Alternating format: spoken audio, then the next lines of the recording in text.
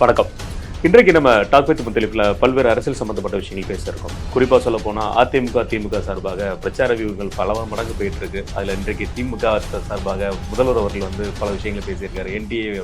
என்டிடிவியோட சப்மிட்ல அதிமுக சார்பாக முதல் முறையாக விஜய் அவர்களை இபிஎஸ் அவர்கள் அடிச்சிருக்கிறாரு. அது மட்டும் இல்லாமல் முதல்வர் அவர்களுக்கு ஒரு கண்டனத்தை தெரிவிச்சிருக்காங்க.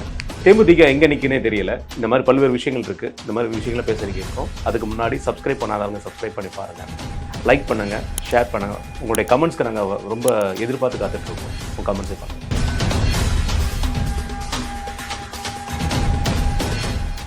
அண்ணா வணக்கம். வணக்கம். நான் நிகழ்ச்சியை தொடங்குறதுக்கு முன்னாடி இன்றைக்கி காந்தியடிகளுடைய நினைவு தினம். அந்த நினைவு தினத்தை நம்ம போற்றணும். ஏன்னா மகாத்மாங்கிற ஒரு பேரோடு இருக்கக்கூடிய இன்றும் பேசப்படக்கூடிய ஒரு தலைவர்.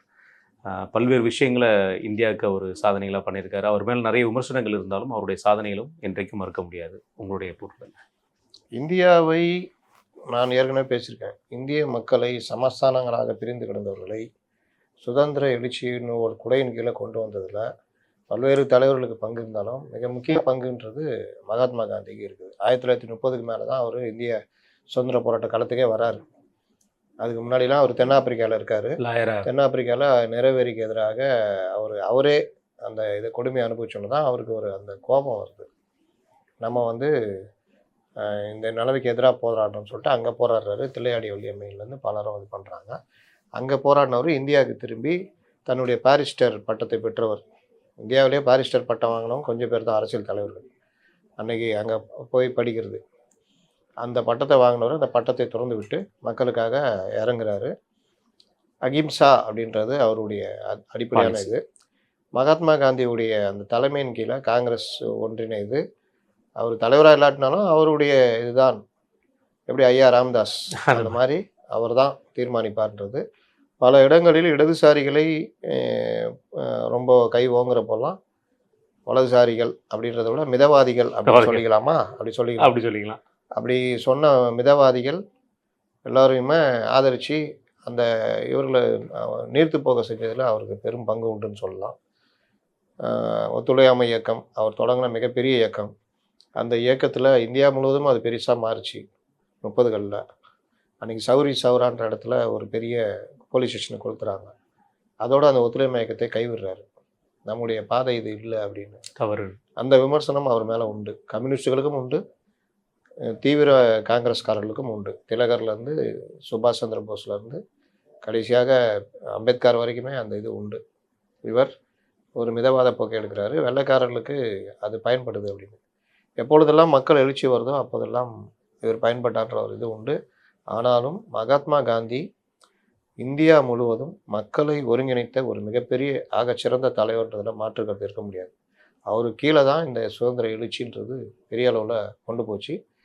மற்றவர்களும் பெரிய அளவில் பாடுபட்டார்கள் அந்தந்த பகுதிகளில். நான் சொல்ல வர்றது, இந்தியா முழுவதும் ஒரு ஒருங்கிணைக்கிறதுக்கான மையப்புள்ளியாக இவர் இருந்தார். அதே நேரம் ஏதோ இவர்கள் மட்டுமே பண்ணாங்கன்ற ஒரு இதுவும் நடந்தது. ஆனாலும் மகாத்மா காந்தியுடைய பங்கு, அர்ப்பணிப்பு வேற லெவலு. அவர் சனாதனத்தை பெரிதாக போற்றியவர். ராமராஜ்யம் அமைக்கணும் அந்த மாதிரிலாம் சொன்னவர். ஆனாலும் ஜாதிய கொடுமைகளுக்கு எதிராகவும் நின்றார். சில நேரங்களில் அவர்கிட்ட அந்த தடுமாற்றமும் இருந்தது. மத ஒற்றுமைக்கு ரொம்ப பிரதானமாக இருந்தார். அவர் உயிரை பறிப்பதற்கு அதுவே காரணமாக அமைந்தது.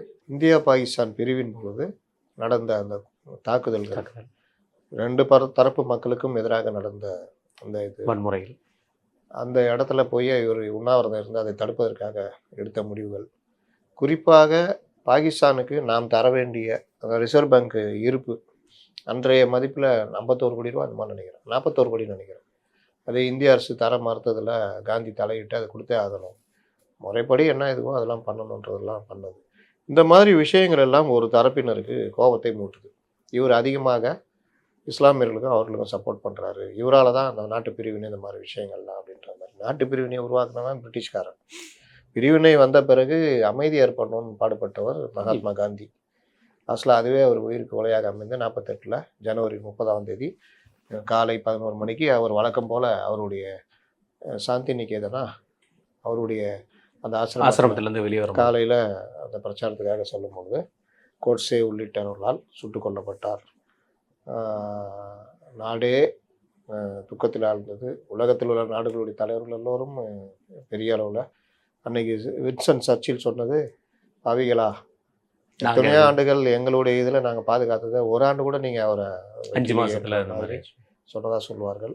அதற்கு பிறகு இந்த கொலை குற்றவாளி கைது செய்யப்பட்ட கோட்சே உட்பட பலரும் நீதிமன்றத்தில் ஆஜர்படுத்தப்பட்டு அதில் வந்து அவர் கோட்சேவுடைய அந்த வாக்குமூலம் இருக்கும். இன்றைக்கெல்லாம் சொல்கிறாங்க, இல்லை அவங்க சுடல இவங்க சுடலன்னா.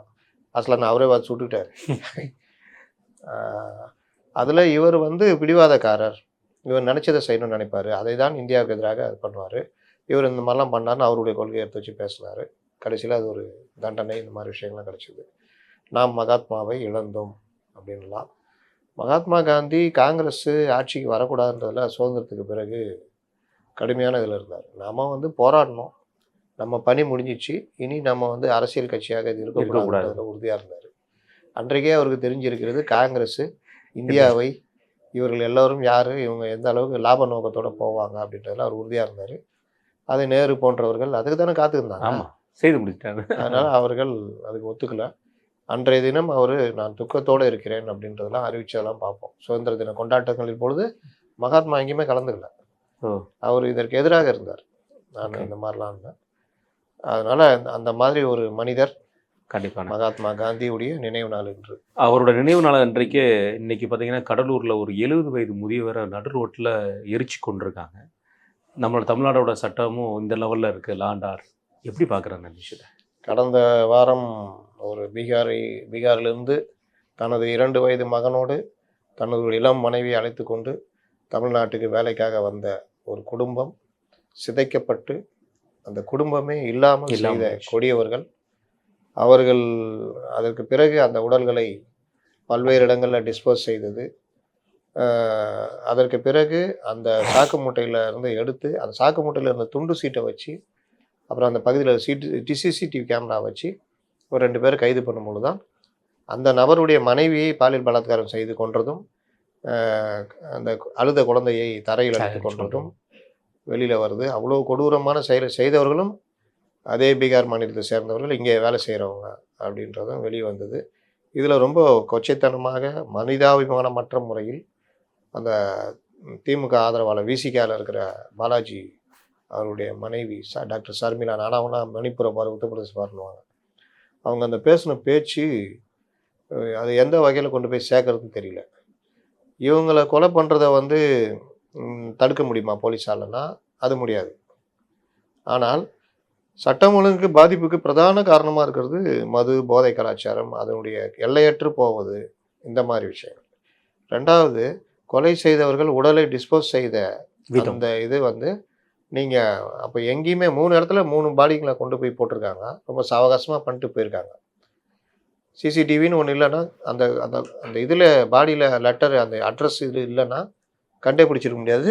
ஏதோ ஒன்று முடிஞ்சிட்ருக்கும். ஆமாம். இல்லை கூவமாட்டில் சில சமயம் பிரேதங்கள் மிதந்து வரும், அதை எடுத்து அனுப்புவாங்க. கேட்டால் தற்கொலை ஊழ்ந்து செத்துட்டான்ற மாதிரிலாம் இருக்கும். அந்த மாதிரி ஏதாவது ஒன்று போயிருந்தாலும் முடிஞ்சிட்ருக்கும். டம்ப் யார்டில் கொண்டு போய் ஒரு பெண்ணுடைய பிணத்தை இன்றைக்கி தான் எடுத்திருக்காங்க. 4 நாள் போராட்டத்துக்கு பிறகு அதே மாதிரி சாக்கு மூட்டையில் கட்டின மாதிரி இருக்கிறத உடலை எடுத்திருக்காங்க.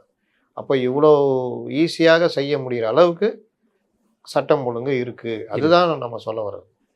அதே மாதிரி இந்த இதில் பண்ருட்டியில் அவருக்கு என்ன பிரச்சனையோ, அவர் எதை கண்டுபிடிச்சாரோ, எதை இது பண்ணாரோ, நடு ரோட்டில் காரில் வந்தவங்க அந்த வழியாக நடந்து சென்ற அவரை பெட்ரோலை ஊற்றி கொளுத்திருக்காங்க. வீடியோவில் பதிவாயிருக்காது. அவருக்கு அந்த கொளுத்தைப்படி ஓடி போய் வீடியோவில் பதிவாயிருக்கு. அந்த காருடைய டேஷ்போர்டு வீடியோவில் பதிவாயிருக்கு. அப்போது இந்த மாதிரி விஷயங்கள் எல்லாம் எனக்கு என்னென்னு தைரியமாக பண்ணுறது அளவுக்கு போகுதுன்னா என்ன சட்டம் ஒழுங்கு இருக்குது அப்படின்றதான் கேள்வி. தமிழகத்தை அமைதியாக மாநிலம் இல்லை அப்படின்ற குற்றச்சாட்டு வந்துகிட்டு இருக்குது. இது மாதிரிலாம் நடக்குது. அதுக்கெல்லாம் என்ன, யார் பொறுப்பு? தமிழகத்தை நம்பி வந்த அந்த குடும்பம் இன்றைக்கி அந்த குடும்பமே இல்லை அப்படின்றதெல்லாம் வந்து இந்த அம்மா சொல்கிறாங்க, நல்ல வேலை. யார்? டாக்டர் ஷர்மிளா. நல்ல வேலை, பீகாரிகளே கொன்றாரு. என்ன பேச்சு? இங்கே இருக்கிறவங்க மட்டும் கொண்டு இருந்தா இந்நேரத்துக்கு சங்கிகள் என்ன புலம்பியிருப்பாங்க? உங்களுக்கு சங்கிகள் புலம்புறது தான் மேட்டரா தெரியுதா? இடம் தெரியும். ஒரு குடும்பத்தை அழிச்சிட்டாங்களே, அந்த குடும்பத்தை அழிச்சு அந்த உடல்களை ஈஸியாக டிஸ்போஸ் பண்ணியிருக்காங்களே, அதெல்லாம் கண்ணுக்கு தெரியலையா? அது என்ன நல்ல வேலை? என்ன பேச்சு? அப்போ வந்து இப்போ வேற ஒருத்தன் இங்கே கொண்டுட்டான், ஒரு இப்போ அவங்க குடும்பம் சார்ந்த யாரையாவது கொண்டுட்டான், ஒரு பீகாரி இல்லை நம்ம தமிழ்நாட்டுக்காரனே கொண்டான், நல்ல வேலை. யாராவது ஒருத்தர் வட மாநில ஆள் இல்லை பிஜேபிக்கார ஒருத்தர், நல்ல வேலை பீகாரி அவனும் கொல்லலை. இல்லாட்டி இந்த திராவிட இந்த சங்கிகள் இந்த ஊபிஸ்லாம் என்ன குதி குதிச்சிருப்பாங்கன்னு போட்டால் அது நல்லா இருக்குமா? அது வேற மாதிரி பேர் மேடம், மீடியாவில் வேற மாதிரில பேசப்படுது, கொலையெல்லாம் விட்டு அதெல்லாம் அதை பேச பேசுவாங்க. அப்போ இது என்ன வகையான மனப்பான்மை? ஒரு கொலை, ஒரு குடும்பம் அழிஞ்சிருக்குல்ல, துக்கம் மக்கள் எப்படி பார்ப்பாங்கன்றதையும் தாண்டி இது என்ன வகை மனப்பான்மை? அதிமுகவுடைய பொதுச் செயலாளர் எடப்பாடியார் அவர்கள் வந்து முதல் முறையாக விஜய் அவர்களை தாக்கியுள்ளார்னு சொல்லும் போது அரசியல் ரீதியான பேச்சுகள் தான். சிறந்த நடிகர் அவர், அதில் எந்த மாற்று கருத்து இல்லை. ஆனால் சிறந்த அரசியல்வாதி நாங்கள் தான் அப்படிங்கிற ஒரு விஷயத்தையும் சொல்லியிருக்காரு. ஆனால் முதல் முறை அவருடைய விஷயத்தில் அது பேசும்போது சாதாரண கரூர் சம்பவம் அப்படிங்கிற ஒரு வார்த்தையை தெரியாமல் விட்டுட்டார். மன்னிக்கவும், இதை திருத்திக்கிறேன்னு சொல்லி அந்த இடத்துல திருத்திக்கிட்டும், அந்த கரூர் சம்பவத்தில் பாதிக்கப்பட்ட 41 குடும்பத்துக்கு நாங்கள் வந்தோம், எல்லாரும் வந்தோம். இவர் வந்து அந்த குடும்பத்தை, பாதிக்கப்பட்ட குடும்பத்தை கூட பார்க்கலன்னா இவர் எதை வந்து பார்க்க போறாரு அப்படிங்கிற விஷயத்தையும் சொல்லியிருந்தாரு. கொரோனா காலத்தில் நாங்கள் செயல்பட்ட மாதிரி இவங்கெல்லாம் விளையும் பேர் முறையிலே தெரியுது, அப்படி ஒரு சம்பவம் நடந்தால் வருவாங்களா அப்படிங்கிற விஷயத்தையும் ஒரு அரசியல் ரீதியான தாக்குதலை பண்ணியிருக்காரு. எப்படி பார்க்குறீங்க? அவர் ரொம்ப மென்மையாக அடிச்சிருக்காரு. எங்களை தொட்டால் நாங்கள் அடிப்போம் அப்படின்ற மாதிரி. இவர்கள் எல்லோரும் இன்றைக்கி என்ன சொல்லிட்டு இருக்காங்கன்னா, நாங்கள் வந்து இவர் வந்து ஆதரிச்சு பேசினாரு, அந்த நன்றி இருக்காப்போ ஆதரிச்சு பேசினான்றீங்களா, நன்றி தெரிவிச்சிங்களா? அது இல்லை ஆதரிச்சு பேசினவர் இன்னைக்கு வந்து எங்களை எதிர்த்து பேசுகிறார், கூட்டணி இல்லைன்னு எதிர்த்து பேசுகிறாரு அப்படின்றாப்புல. ஆனால் எடப்பாடி பழனிசாமி என்ன பேசினாரு அப்படின்றத, அந்த கட்சியுடைய பாதுகாப்பை நம்பி, அரசாங்கத்தை நம்பி, காவல்துறையை நம்பித்தான் பொதுமக்கள் அந்த பொதுக்கூட்டத்தை கலந்து கொள்கிறார். அரசாங்கமும் காவல்துறையும் பொதுக்கூட்டத்தில் நடைபெறுவதற்கு பாதுகாப்பு வழங்க வேண்டும். அதே போல அரசியல் கட்சி தலைவர்களும் அங்கே குழுவிட கூட்டத்துக்கு ஏற்றவாறு நாங்கள் நடந்து கொள்ள வேண்டும். எனவே காலையிலே தெளிவாக எங்கேயாவது விஜய் மேலே தப்பு இல்லைன்னு சொன்னாரா? நம்ம கூட பல பேட்டிகளில் உன் இஷ்டத்துக்கு கும்பல் எல்லாத்தையும் கூப்பிட்டு வருவீங்க, அது வந்து இது ஏற்கனவே எச்சரிச்சுக்கிட்டு இருக்கிறோம், ரோட் ஷோ நடத்தாதீங்க, இந்த மாதிரி வந்தால் விபத்து ஆகும், ஸ்டாம்ப் பேடு வரேன்னு சொல்லணும். உங்களுக்கு பேச வரலன்ற ஒரே காரணத்தாக இந்த வேலையை பண்ணி சிக்கலில் மாட்டிக்கிட்டீங்க. ஆமாம்.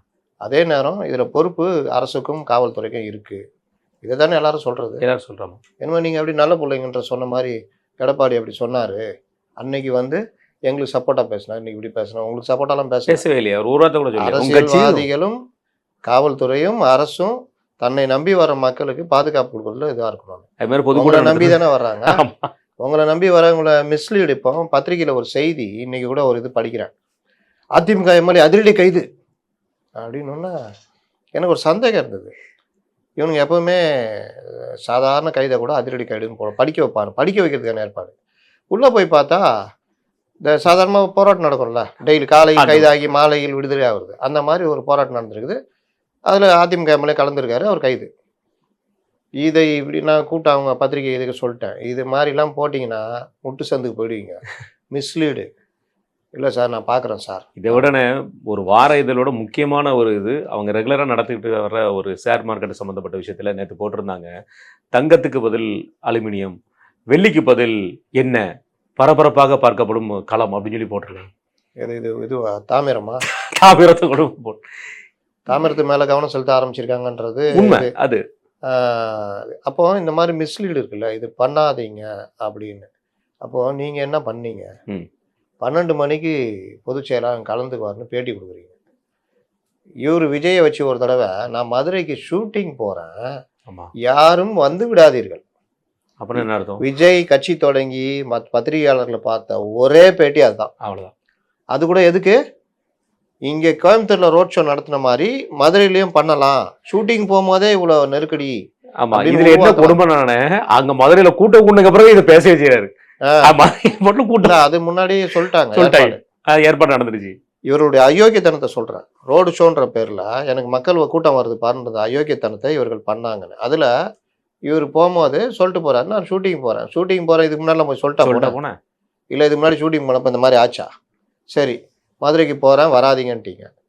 மதுரைக்கு போய் இறங்கினோன்னே கம்பெனியில் பல தடவை நான் பேசியிருக்கேன், கம்பெனி வண்டி வரும், அதில் ஏறி நீங்கள் போயிட்டே இருப்பீங்க.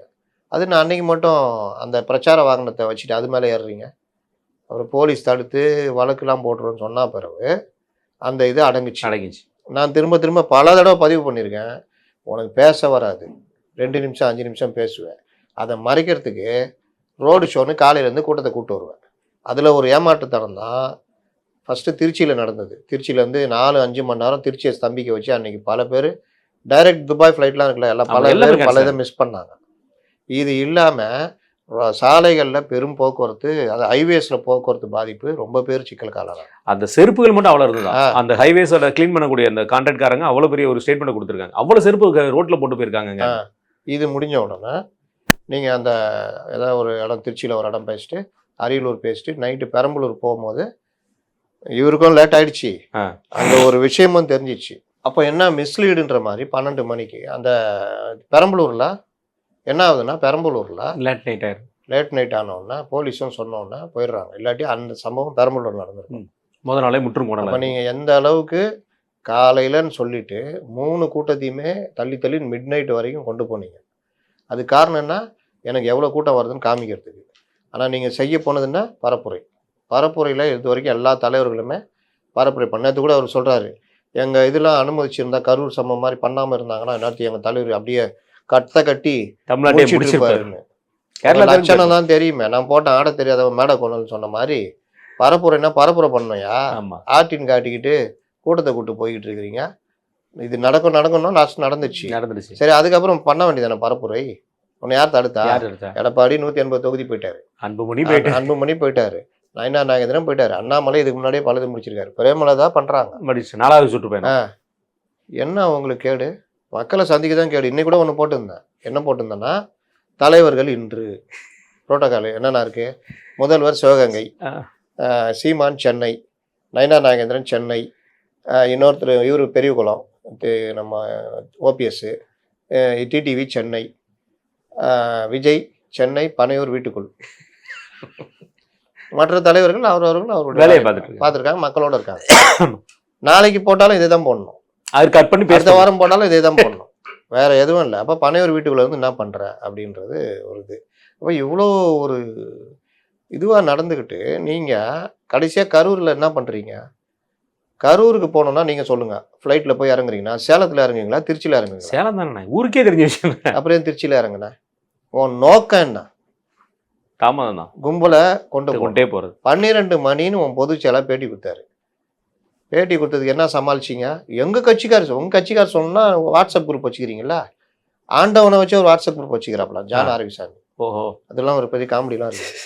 அப்போது அந்த வாட்ஸ்அப் குரூப்பில் போடு, இல்லை ஏதாவது சொல்லு, நீ தான் ரகசியமாக ரோட் ஷோ ஆள் தரட்டல. ஆனால் நீங்கள் என்ன பண்ணுறீங்க, மக்கள்கிட்ட ஒரு கருத்தை நான் சொன்னேன்ல, அந்த பத்திரிகை மிஸ்லீடு, நான் அது இதுதான் சொல்ல வந்தேன். என்ன மிஸ்லீடு பண்ணுறீங்க? 12 மணிக்கு விஜய் வருவார். அப்போ அந்த மக்கள் 7 மணிலேருந்து காத்து கிடக்குறோம். 12க்கு வரலன்னொன்னே அதோ வந்துடும் சாப்பிட கூட போகாமல் தண்ணி குடிக்காமல் கிடக்குறான்.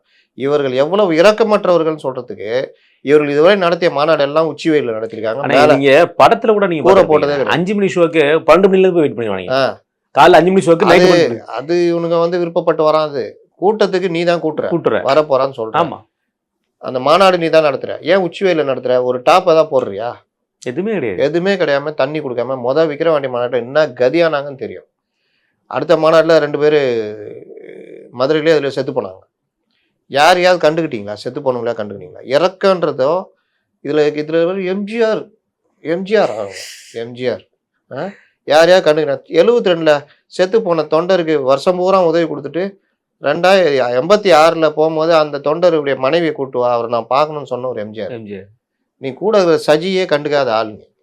இதில் 12 மணிக்கு வருவோன்னு சொன்னால் ஜனங்க காத்து கிடக்குது, 2 மணி 3 மணி 4 மணின்னு காத்து கிடக்குது. நீ ஒரு ஆர்டின் காமிச்சின்னு ஹைவேஸில் கூப்பிட்டு வர்ற, ஒருத்தன் உழுந்து வர்றான். ஆமாம், அதையும் கண்டுக்க மாட்டேங்க. ஹைவேஸ் உடைய எதிர் சைடு வண்டிங்க போதில்ல, அதுலேயும் இப்படி வரானுங்க.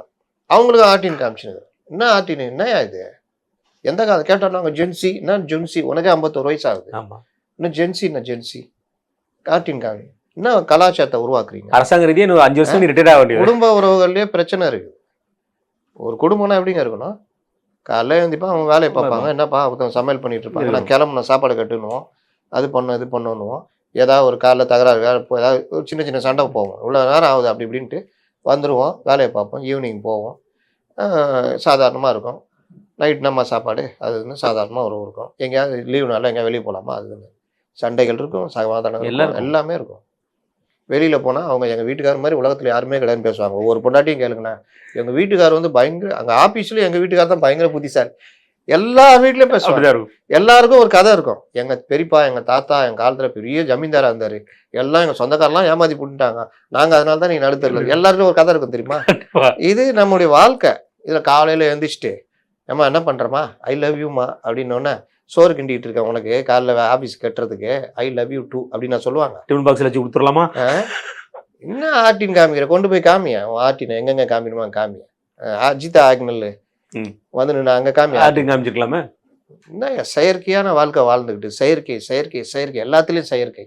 இவரு யாரு நேற்று ஆதவர் என்னையா சினிமா ஷூட்டிங்கா நடக்குது இல்லை சீட்டில் இருறியா வந்து அவங்களுக்கு இந்த கூட்டம் நடத்துற அவர்களுக்கு என்னென்ன சொல்லணுன்றத சொல்றதுக்கு உங்களுக்கு தெரியாது விஷயம். அங்கேயும் பொதுக்கூட்டம் நடத்திட்டு இருக்கிறீங்க. சென்னை விரிவடைந்து ஒருத்தர் 2 பேர் மட்டும்தான் சப்ஜெக்ட் பேசுறாங்க. இது இந்த மாதிரி அந்த கூட்டத்தை கூட்டி 7 மணிக்கு நீ வரும்பொழுது நீ வேற இந்த கூட்டு வந்தது அது இது சேர்ந்து எவ்வளோ பெரிய நெருக்கடி. இதுக்கு வந்து பாராட்டுவாங்களா? எங்களை வந்து அன்னைக்கு எடப்பாடி வந்து இப்படி சொன்னாரு, இன்னைக்கு வந்து கூட்டணி இல்லைன்னு திட்டுறாரு. என்ன திட்டுறாரு? நீங்க சும்மா எடப்பாடி அன்னைக்கு எங்களுக்கு பாராட்டு விழா நடத்தினாருன்னு சொல்லாம போனாங்கண்ணே. கூட்டணி இல்லைன்னு முடிவெடுத்தது யாரு? நீங்க தானே அறிவிச்சீங்க. எப்படி அறிவிச்சீங்க? நான் சொன்னேன், எங்களுக்கு பாஜக சித்தாந்த எதிரி, அவர்களோட அதிமுக இருக்கிறதுனால நாங்கள் அந்த கூட்டணிக்கு போக விரும்பவில்லை. திமுக ஆட்சியை வீழ்த்தணும்னு திமுக அரசு நிற்கிறோம், அதனால யார்கிட்டும் கூட்டணியில் சொல்லிட்டு போங்க, உங்களை யார் கேட்க போறா? அடிமை ஊழல் அப்படி இப்படின்னு பேசும்போது தானே உங்களை நோண்ட ஆரம்பிக்கிறாங்க. அது தலைவர்ல ஃபுல்லா எடுத்துக்கிறது. 2016 வரைக்கும் கொண்டு வந்தாச்சு. ஆமா, ஜெயலலிதா அவர்கள் எப்படி ஜெயிச்சாங்கிறது அவங்க தலைமை என்ன, உங்க தலைமை என்னப்பா? எப்படி அது டெய்லி கண்டுபிடிப்பாங்க உட்காந்து எப்படி ஜெயிச்சாங்க. தனித்து நிக்கிற ஒரே கட்சி நாங்க தான். அது கண்டுபிடிச்சு தனித்து நின்னாங்கன்னா அது எவ்வளவு அமைப்பாக எப்படி கால் ஊனி நின்றுச்சு. மோடி இல்ல இந்த லேடின்னு சொன்ன ஜெயலலிதா வந்தது. ஆமா சொன்னாங்க, அந்த காலகட்டம் அந்த மாதிரி என்டிஏ தனியா ஃபார்ம் ஆகி நின்னப்போ இங்க அடிக்கிற இது அடிச்சுதான் ஆகணுன்றதுக்கு அந்த ஸ்லோகன் கொண்டு வந்தாங்க. ஏன்னா அதுக்கு இவங்க சொன்னது காரணம், மோடியா எங்க டாடியான்னு இவர் கேட்டனால, மோடி இல்ல டாடி இல்ல அந்த லேடி தான். அப்போ இன்னைக்கு அந்த இதை எழுதி கொடுத்தவர் உங்க கட்சிக்கு வரதுக்கு எவ்வளவு ட்ரை பண்ணாரு, சேர்த்தீங்களா? இன்னைக்கு அவரு திமுக இருக்காரு. அவர் இன்னும் ஆரம்பிக்கல, நான் தெரியல, வண்டே ஆரம்பிச்சிருவாரு அவரு பேசுறதுக்கு இல்ல. ஆமா, மருது அழகராஜ சொல்றேன், அதுதான் நானும் சொல்றேன், அண்ணனுக்கு பேசுறது இல்ல. அப்போ இந்த மாதிரி விஷயங்கள்ல இந்த டைவர்ஷன் பாலிசியே பண்ணாதீங்க. உங்களுக்கு எது வருதோ அதை பண்ணுங்க. பால்வாடி கட்சி, நீங்க பால்வாடி கட்சி இன்னொரு பால்வாடி கட்சியான காங்கிரஸை ட்ரை பண்ணுது. காங்கிரஸ் இதை பயன்படுத்திட்டு திமுக பேரம் பேசுது. கிட்டத்தட்ட அதை பேரம் முடிச்சிட்டாங்க. இதுதான் யதார்த்தம். இதுல வந்துட்டு டெய்லி ஒன்று சொல்றது. இப்போ ஒன்று சொல்றேன், இவர்கள் அந்த இதை போட்டிருக்காங்க, நான் கமிட்டி நிர்வாக கமிட்டியான நிர்வாகம் இல்லை, அந்த தேர்தல் அறிக்கை குழு. அவங்க என்ன பண்ணுவாங்களா, 4-5 மண்டலமா மதுரையில் போய் உட்காந்துக்குவாங்களாம். அந்த சுத்துப்பத்து இருக்குல்ல, ராமநாதபுரம், சிவகங்கை, திருநெல்வேலி, தென்காசி, அவங்க எல்லாம் இவங்கள்ட்ட வந்து சொல்லணுமா, மக்கள் குறிச்சிக்குவாங்களாம். எப்படி இதுல நானு ஆன்லைன்ல கொஞ்சம் கேளுங்கடா, அப்புறம் இந்த போராடுற ஆசிரியர்கள் மற்ற இவர்கள் அவர்களையும் பார்த்து வாங்குங்க, அப்போ நீங்க கனெக்ட் ஆவீங்க. பிரச்சனை என்னன்னு உங்களுக்கு தெரியும், அதை வச்சாவது ஏதாவது பேசி தொலைக்கின்ற மாதிரி கேளுங்கண்ணா. இவங்க கட்சி நாங்கள் நொறுத்துறோம், உனக்குன்னா நீ வேணா கட்சியா இருந்தோடா, அவர் வந்துட்டாரு நமக்கு அறிவிச்சு, இவரு நம்பாத, நம்பாட்டி போ. எனக்கு நான் என்ன அதிமுகவா இல்லை திமுகவா? உனக்கு இந்த விஷயங்கள்ல டிஎம்கே என்னென்ன மாதிரி பண்ணாங்க அந்த அறிவாக இருக்கணும். மற்றதெல்லாம் ஃபாலோ பண்றீங்களா? கனிமொழியே ஊர் ஊரா போயின்னுக்கிறேன், மாவட்டமா போறான். அங்க போய் ஒண்ணு இல்லை தெரிஞ்சவங்க மாவட்டமா போறான். யார் சொல்லி கேட்க போறது இல்லை, யார் சொல்லியும் கேட்க போறது மட்டும் இல்லை, அந்த அறிக்கையை ஏதாவது கேள்வி கேட்டுருவான். சும்மா போனவன் வந்தோன்றதுக்கு ஏதாவது வந்து ஏதாவது ஒரு அறிக்கை பாருங்க. அண்ணன் கேஎன்ஆர் அவர்கள் 10 லட்சத்துக்கு மேற்பட்ட கூட்டத்தை கூட்டி ஒரு மாநாடு நடத்த போறாரு. ஆனா தேர்தல் அறிக்கையில 10 பேர் வச்சு சேர போட்டு உட்கார்ந்துருக்காங்க. இதான் நிலைமை. 10 லட்சம்னா இது எல்லாமே இப்ப சீனை போட்டாதான் எங்களுக்கு ஆதரவு இருக்குன்னு காமிக்க முடியும். அந்த நிலைமையில இருக்காங்க. அப்ப நீங்க தேர்தல் அறிக்கை கூட்டங்கள்னா மொத்தம் 5 மண்டலமா அதை வந்து கொண்டு போய் பண்ண போறாங்களாம். காமெடி பண்ணிட்டு இருக்கிறாங்க. கண்டிப்பான ஏத்தோர்தானே. நேற்று அவர் ஒரு பொதுக்கூட்டத்தில் கலந்து பேசிட்டு இருந்தார் எடப்பாடியார் அவர்கள். அவர் சொல்லும் போது வந்து அதுக்கு முன்னாடி 2 நாளுக்கு முன்னாடி வந்து முதல்வர் அவர்கள் என்ன சொல்லியிருந்தாருன்னா, காலை பார்த்துட்டே இருந்தீங்கன்னா உங்களுக்கு எப்படி சூரியன் தெரியுங்கிற ஒரு விஷயத்த சொல்லியிருந்தார். அதற்கு வந்து ஒரு வார்த்தை சொன்னது, நான் காலை பார்த்துட்டே போனால் தான் ஏன் நடக்க முடியும், உன்ன மாதிரி கை டைப் அடிக்க முடியாது, நான் ஆட்சியில் இருக்கும்போது என்ன பண்ணேன், நீ ஆட்சியில் இருக்கும்போது என்ன பண்ண, அரசியல் பேசுங்க அப்படின்னா நல்லா இருக்கும், இல்லை அவதூறு அரசியல் பேசுனா நாங்களும் தயார் அப்படிங்கிற ஒரு விஷயத்த சொல்லியிருக்காரு.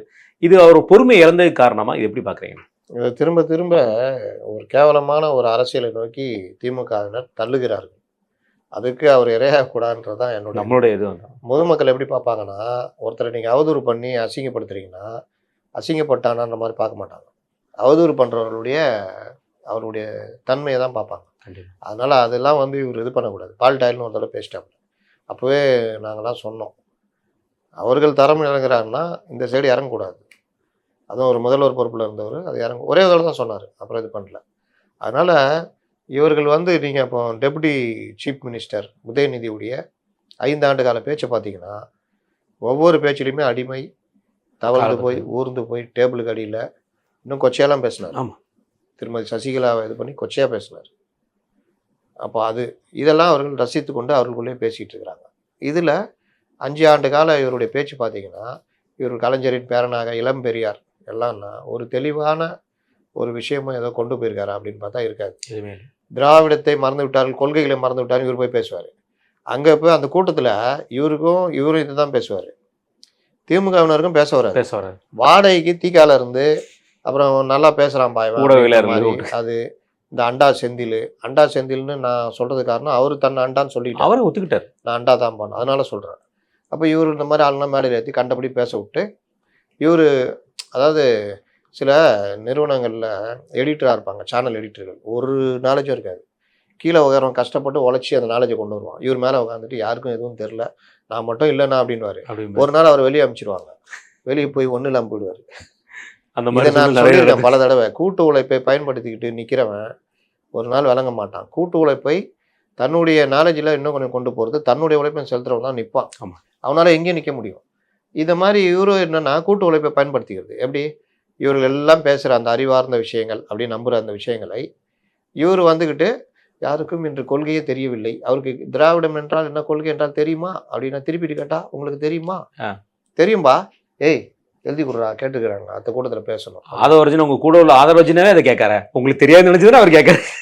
அவருக்கும் தடுமாற்றம். குரான்ல சத்தியம் பண்ணவர் இருந்தாலும் பாருங்க ஒருத்தருக்கு ஒருத்தர் எப்படி இருக்காங்க அவங்கள மாதிரி சொல்லிட்டு போங்க. அதெல்லாம் எங்களுக்கு மேட்டர் இல்லைங்க, ஜனங்க மட்டும் தான் எங்களுக்கு மேட்டர். திராவிடம் இதெல்லாம் எங்களுக்கு தேவையே இல்லைங்க, அது வாட்டில் அது அப்படின்னு. திராவிடம்னா நான் கேட்குறேன் சொல்லுங்க, திராவிடம் என்றால் என்ன, திராவிடத்தில் எந்தெந்த மாநிலங்கள் இருக்கிறது, அப்போ திராவிடத்தில் இருக்கிற காவேரி பிரச்சனையை கர்நாடகா தீர்த்து வைக்குமா, முல்லை பெரியார் திராவிடம் பற்றி பேசுறீங்க, உங்கள் திராவிடத்தை வச்சு அதை நிறுத்த முடியுமா, முல்லை பெரியார் பிரச்சனையை சரி பண்ண முடியுமா, கோதாவரி இணைப்புக்கு எதாவது பண்ண முடியுமா, உருட்டு தானே பண்ண முடியாது. அதனால் இவர்கள் இந்த உருட்டை நான் நல்லா வச்சு அது என்னென்னா, ஆனால் என்கிட்ட கொஞ்சம் சரக்கு இருக்கு நான் கொண்டு வந்து அந்த ஸ்ட்ராட்டஜி டீம் வருது இன்னைக்கு பாருங்க. அதனால சுசுகி அது வண்டி அயாபுசாவா ஏதோ ஒரு 13 லட்ச ரூபா அந்த வண்டி எவனா வாங்கிட்டு இருக்கிறான். கஷ்டப்பட்டு இந்த ஆட்சியில் இவர்கள் இதில் ரொம்ப கஷ்டப்பட்டு பலரும் செல்வந்தர்களாக இருக்காங்கல்ல, வாங்கிட்டு உடனே இந்த டீம் பார்த்துருக்கோம். அயாபுசாவையே தமிழ்நாடே பார்க்காத மாதிரி டிடிஎஃப் பாஸ்ன்னு வச்சுக்கிறாப்புல அந்த வண்டியை. அந்த அயாபுசா தீனும் தலைவர தொல்காப்பியத்தில் எங்கே போவான்னா போவாங்க வாக்கிங். யார் போவா, மேல்தட்டு மக்கள். அதை சேர்த்து சொல்லிடணும். சாதாரண ஆள்லாம் கிடையாது. ஆனால் அரசு பணத்தை வச்சு 41 கோடி வச்சு அதை சரிப்படுத்திக்கிறாங்க. ஆனால் நீங்கள் போய் 10 ரூபா 20 ரூபா கட்டி உள்ளே போக முடியாது. எல்லாம் புக்கு ஏப்ரல் மாதம் வரைக்கும் புக் பண்ணிருக்காங்க. யார் பண்ணியிருக்கா, அந்தந்த மேல்தட்டு அந்த குரூப்புகள் பண்ணிக்கிட்டு கிளப்ல உள்ளவங்க. அப்போ அந்த இதில் வந்து இவர் போகிறாரு. இவர் போயிட்டு அந்த பைக்கை எவனோ கொண்டு வந்துக்கிறான். ஏன்பா நடைப்பயணம் போகிறது அது இப்போ அந்த பைக்கு அதை கொண்டு வந்து வச்சுக்கிட்டு தலைவரை இன்னும் முறுக்குங்க அந்த பைக்கில் உட்காந்துட்டு ஒரு போஸ்ட். ஏதோ பிளானோட வந்திருக்கான் போல இருக்கு. அது வெளியே நீங்கள் டெய்லி ஷூட்டிங் வந்து நீங்கள் இதில் பார்த்தீங்கன்னா நேற்று கல்யாண மண்டபம் திறக்க போனார். ஆமாம், இதுக்கு முன்னாடி வரைக்கும் கல்யாண மண்டபம் எப்படி திறப்பாங்க, கட்டுவாங்க, ஒரு மேடை போட்டிருக்கோம், பேசுவாங்க தானே. நேற்று என்ன நடந்து பார்த்தீங்களா, சினிமா ஷூட்டிங், வாராயன் தோழி பாடல் தானே சொன்னீங்க. நானும் கூட பயந்து வேற எதுவும் பண்ணிட்டாரா பாட்டா, ஒரு பெண்ணும் ஒரு பையனும் அப்படியே அவங்க தவடா கட்டி பிடிக்கிறதும் அவங்க வெக்க போடுறதும் கூட அப்படியே தோழிகள் அப்படியே பாடுறதும் ஆடுறதும் இவர் உட்காந்து ரசிக்கிட்டு இருக்காரு. இந்த இதெல்லாம் ஜனங்க ரசிப்பாங்களா?